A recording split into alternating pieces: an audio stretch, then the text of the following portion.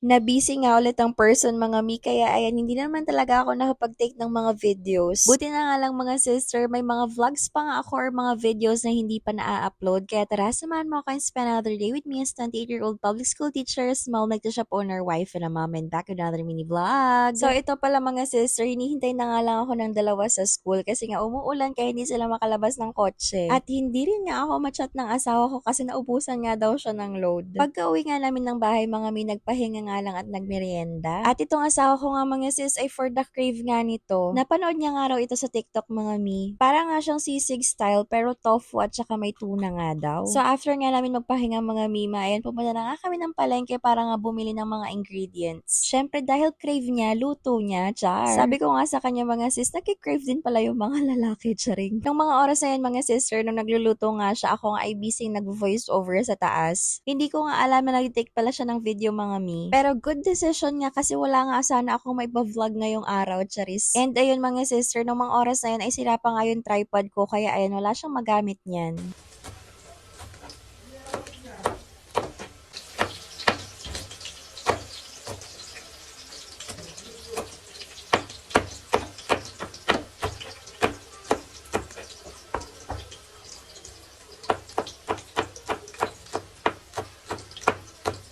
So, habang nagpiprito nga siya ng tofu dyan mga sis, ayan, nag-i-slice na nga siya ng mga kinakailangan niya gaya ng sibuyas at ng sili. O, diba? Vloggers na ang person, charing.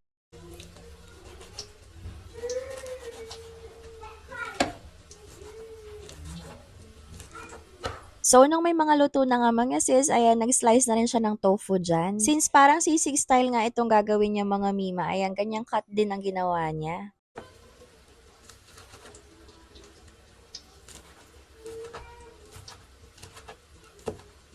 Sabi ko nga sa kanya mga mi, kung ano-ano naiisip niyang ulamin, yun nga daw ay dumaan sa TikTok niya mga mima. Habang nag-i-scroll nga daw siya, biglang lumabas. Kaya nag-crave si uncle ninyo, char.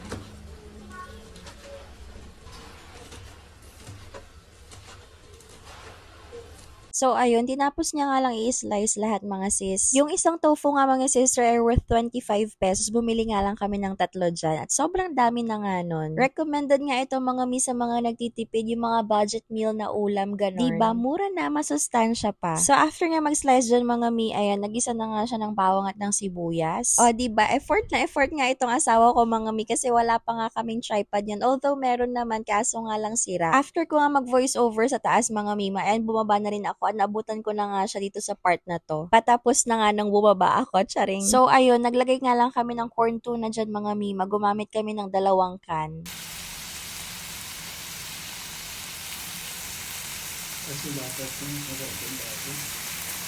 And after nun, minix na rin yung tofu mga mi. Naglagay rin pala kami ng butter dyan mga mima at saka ng mayonnaise. And ayan, nangialam na nga ako mga mi, naglagay ako dyan ng oyster sauce. Mamasitas, baka naman. Char!